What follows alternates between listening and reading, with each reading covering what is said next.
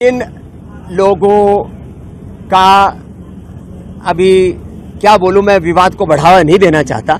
स्वामी रामदेव क्या है ये देश जानता है, स्वामी रामदेव का योगदान क्या है ये देश जानता है। इसलिए मैं ओछे लोगों के बारे में कोई टिप्पणी नहीं करना चाहता। Thank you. Nation one election को आशीर्वाद दिया है सब संतों ने, क्योंकि हम संतों के लिए देश से बड़ा कुछ भी नहीं है।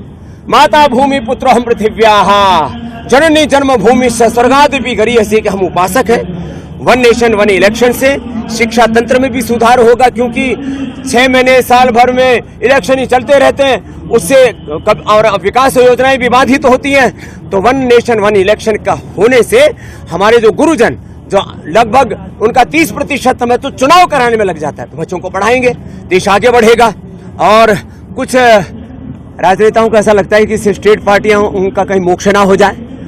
इस देश का वोटर को आप उसको बेवकूफ मत समझिए, देश का वोटर बहुत समझदार है। स्टेट में किसको चुनना है, केंद्र में किसको चुनना है, और किसको कौन सी ऐसी पार्टी है जिसको स्टेट और जो है नेशन दोनों में एक साथ चुनना है, उसका निर्णय उसको करने दीजिए।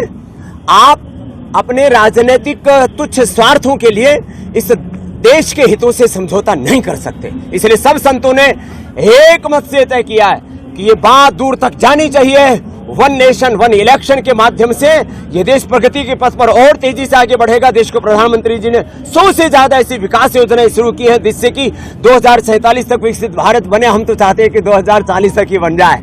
तो इस कार्य से वह और गतिशील होगा ये लोकतंत्र, और चुनाव सुधारों को लेकर के और भी प्रतिबद्ध हमारे देश के प्रधानमंत्री।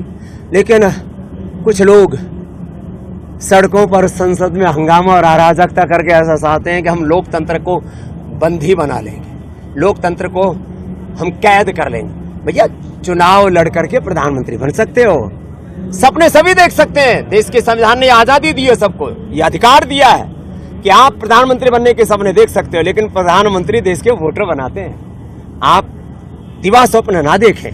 हाँ, इतनी बात मैं जरूर कहूंगा, सुधार यद्यपि शिक्षा तंत्र, चिकित्सा तंत्र, अर्थतंत्र, कृषि तंत्र, लोकतंत्र के विविध घटकों में सुधार की आवश्यकता है, और उसके लिए भी देश की सरकार भी काम कर रही है, आगे भी काम होते रहेंगे। लेकिन कुछ लोगों को ऐसा लगता है कि देश में कुछ अच्छा काम हो ही नहीं रहा, इसलिए छोटे छोटे बच्चों को भी 5, 7, 10 साल के बच्चों को आगे कर रहे हैं कि थाना घेर लो, एसपी को घेर लो, डीएम को घेर लो, सड़कों के ऊपर खड़े हो जाओ।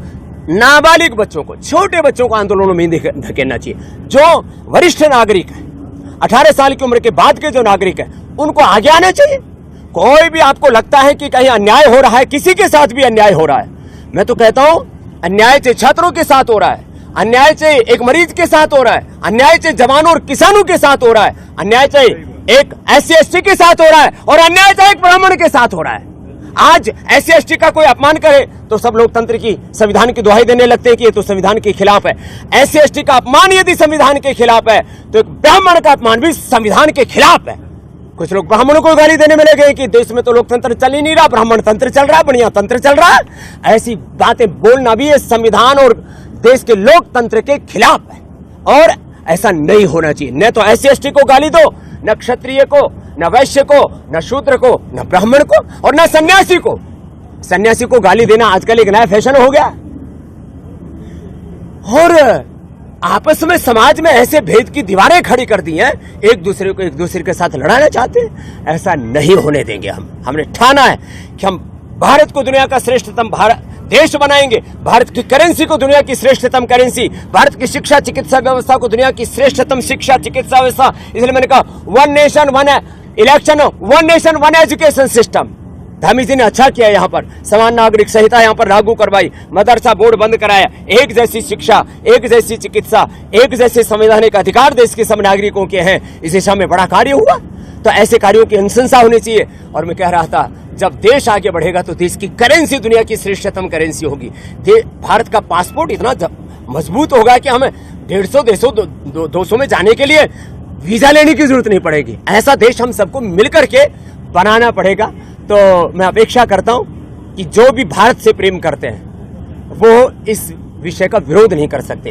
एक बात वंदे मातरम के भी संदर्भ में मैं भी बोल रहा था, कुछ लोग संस्कृत पढ़े नहीं है, वो कहते हैं ये वंदे मातरम में तो कोई दुर्गा की कोई और किसी मंदिर की कोई मठ की पूजा कर रहा है। हम भारत माता को ही कह रहे, वही दुर्गा है, वही लक्ष्मी है, वही हमारे लिए धर्म है, वही विद्या है, वही हमारा मंदिर है, वही हमारे 10 प्रहारों को धारण करने वाली है, वही हमारे लिए अप्रतिम है, वही हमारी इष्ट है, अभिष्ट है।